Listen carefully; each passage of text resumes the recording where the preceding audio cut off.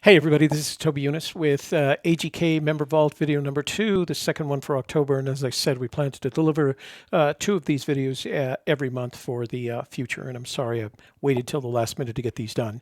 But I do want you to know a couple of things. Number one, I'm going to try to keep these between 5 and 10 minutes. I said 5 minutes last time, but it went close to 9 minutes.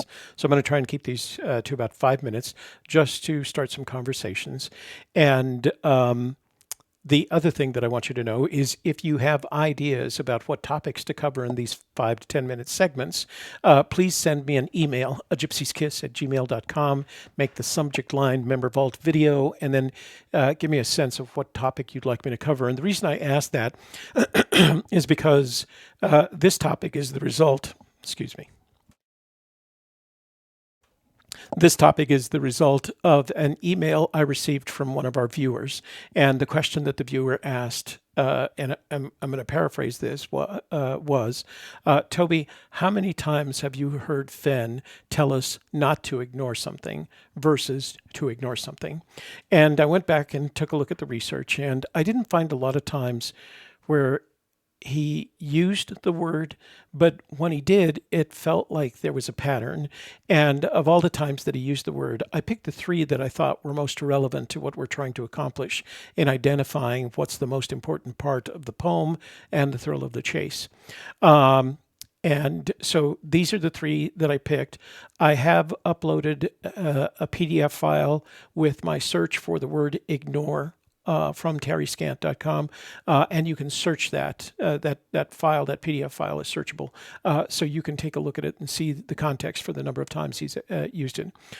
So these are not in chronological order. I just thought they were important, kind of in a first, second, and third importance. Okay, so let's go to the first one, and that is a quote that comes from a Mysterious Writings Forrest Gets Mail response.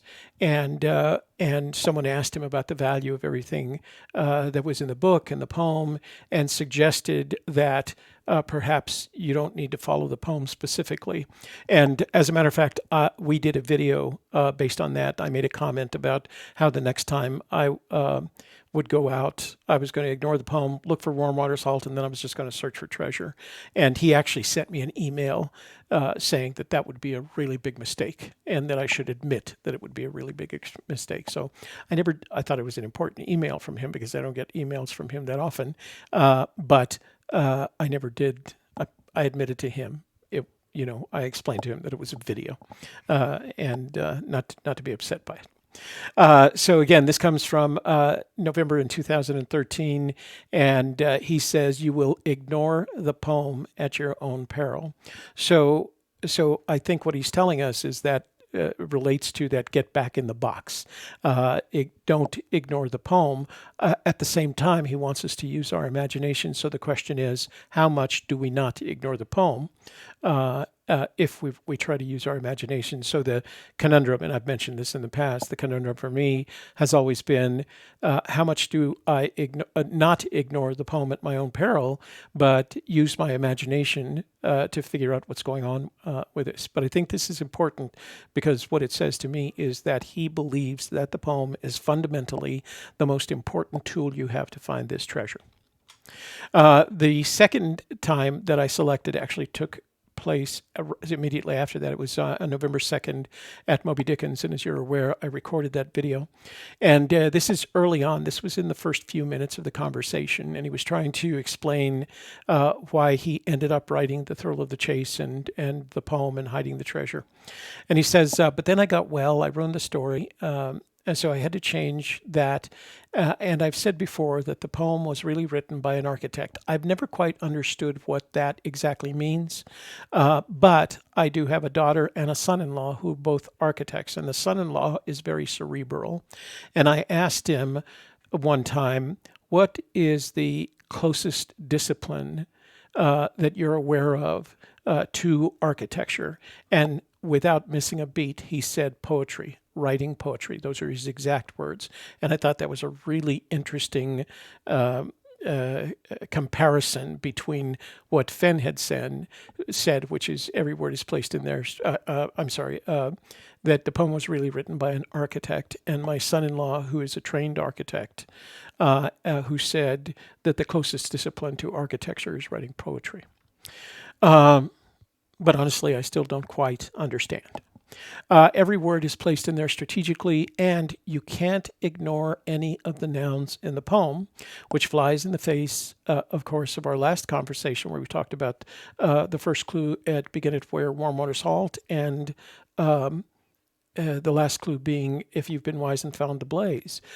So the question is, if those are the clues in the poem, what does that mean into going back to the poem? And I have a piece of paper over here where every noun is underlined, and I've gone through the dictionary with every noun and tried to determine how they fit in to all of this. But he says very specifically here, you can't ignore any of the nouns in the poem, whether they are outside of the 9 clues or not. And I've always felt like stanzas 1 and stanzas 4 and 5 were his way of saying, I'm of sound mind, I know what I'm doing, and if you find this treasure belongs to me, and if you find it, it belongs to you. But there's got to be some other meaning in some of the poems that are in those stanzas, independent of the nouns that are in the 9 clues. And then the third one that I thought was so important was in Mysterious Writings again. This was Force Gets Mail, and it was in May of 2013. And he says, what surprises me is that so many ignore the first clue in the poem. And this is not the first time that we've had that. He's described what the first clue is, but now he's told us in just these 3 little sections, right? You ignore the poem at your own peril. Don't ignore any of the nouns in the poem. And then following that, he says, don't ignore the first clue in the poem. So we know what not to ignore. We know what to incorporate. And we start that as the basis for fundamental research into the poem. It takes away a lot of the chaff, and it gets us back in the box. Those three comments, if you will, are what helped me get back into the box of the poem. It gets very clear and precise at that point, and I hope it does the same thing for you.